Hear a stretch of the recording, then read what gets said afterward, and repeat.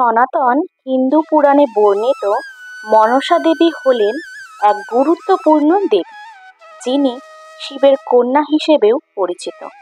কোনো কোনো পুরাণে মনসার পিতা হিসেবে ঋষি কাশ্যপেরও উল্লেখ পাওয়া যায়। দেবী মনসা হলেন সর্পদের দেবী এবং সাধারণত সর্পদংশন থেকে রক্ষা পাওয়ার জন্যে তার পূজা করা হয়। নমস্কার বন্ধুরা, কেমন আছেন আপনারা সবাই? আশা করছি সবাই খুব খুব খুব ভালো আছেন। আমিও কিন্তু খুব ভালো আছি। আমি জয়িতা রূপের কীর্তিতে আপনাদের আরও একবার স্বাগত জানাই। তিনি ভক্তবৎসল হলেও যারা তার পূজা করতে অস্বীকার করেন, তিনি তাদের কঠোর শাস্তি দেন।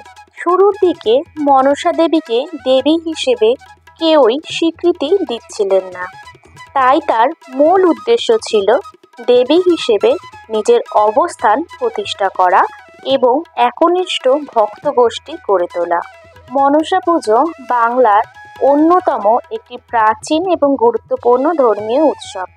এটি কেবলমাত্র একটি পূজা নয়, বরং এটি একটি উৎসব যা বাংলা সংস্কৃতি, ঐতিহ্য এবং লোকায়ত ধর্মের একটি অংশ হিসেবে বিবেচিত হয়। 2025 সালের 17ই আগস্ট রবিবার পালিত হবে মনসা পুজো এবং এই দিনটি বাংলার গ্রামীণ জীবনে বিশেষ গুরুত্ব বহন করে। মনসা পূজার এই উৎসবের মাধ্যমে আমরা আমাদের ঐতিহ্য এবং সংস্কৃতির সাথে সংযুক্ত হয়ে থাকি, যা আমাদের জীবনের একটি অবিচ্ছেদ্য অংশ। মনসা পুজো করার সময় কিছু বিশেষ কাজ করা হয়, যা মনসা দেবীর কৃপা লাভের জন্য গুরুত্বপূর্ণ। চলুন তাহলে জেনে নেওয়া যাক সেই উল্লেখযোগ্য কাজগুলি কি। পূজার প্রস্তুতি। পূজার স্থান পরিষ্কার করে আলপনা দিয়ে নিন। একটি নতুন ঘটে জল ভরে তাতে আম্রপল্লব ও দূর্বা ঘাস রাখুন। পূজার জন্য ফুল, ফল, মিষ্টি, দুধ, দূর্বা, সিঁদুর, কর্পূর, প্রদীপ ইত্যাদি সংগ্রহ করুন। পূজার আসনে মনসা দেবীর মূর্তি বা প্রতীক হিসেবে সর্প বা ঘট স্থাপন করুন। ধ্যান মন্ত্র পাঠ করে মনসা দেবীকে আহ্বান করুন।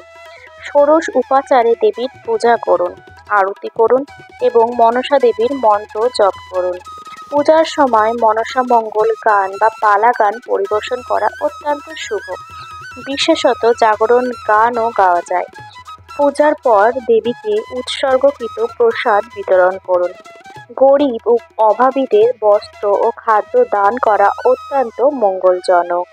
পূজার দিন সাপে কাটলে বা সাপের উপদ্রব থেকে বাঁচতে মনসা দেবীর কাছে প্রার্থনা করা হয়। অনেক জায়গায় সর্প প্রতীক হিসেবে অনন্ত, বাসুকী, পদ্ম, মহাপদ্ম, তক্ষক, কুলির, কর্কট, শঙ্খ এই নাগেরও পুজো করা হয়। বিশেষভাবে মনে রাখতে হবে, পূজার সময় ভক্তি ও শ্রদ্ধার সাথে মন্ত্র পাঠ করা উচিত। পূজার স্থানে পরিষ্কার পরিচ্ছন্নতা বজায় রাখতে হবে। নিজেদের সামর্থ্য অনুযায়ী সাধ্যমতো পুজো করা উচিত। পূজার পর মনসা দেবীর কাছে সকলের মঙ্গল কামনা করুন। মনসা পূজার দিন কিছু কাজ করা উচিত নয়, যা দেবী মনসার পূজা এবং ভক্তদের জন্য অশুভ বলে মনে করা হয়। এই দিনে ধূপ বা ধুনো জ্বালানো উচিত নয়, কারণ দেবী মনসা ধোঁয়া সহ্য করতে পারেন না। এছাড়াও এই দিনে আমিষ খাবার খাওয়া বা মদ্যপান করা একদম উচিত নয়। পূজার দিন মন দিয়ে পুজো করা উচিত, তাই কোনো খারাপ কথা বা খারাপ কাজ করা উচিত নয়। মনসা পুজো শান্তি ও সমৃদ্ধির জন্য করা হয়, তাই এই দিনে কারো ক্ষতি করার কথাও চিন্তাও করবেন না।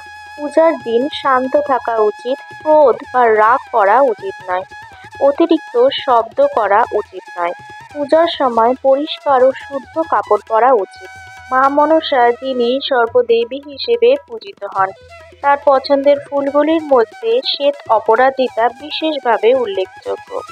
এছাড়াও কল্কে ফুল মায়ের খুব পছন্দের একটি ফুল।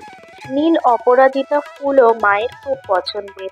এই ফুলগুলি ছাড়া মনসা পুজো একদম অসম্পূর্ণ। এগুলি ছাড়াও মনসা পুজোয় বেলপাতা, দূর্বা ঘাস এবং আকন্দ ফুলের ব্যবহার করা হয়। বেলপাতা সাধারণত শিবের পুজো এবং মনসা পুজোয় ব্যবহৃত হয়।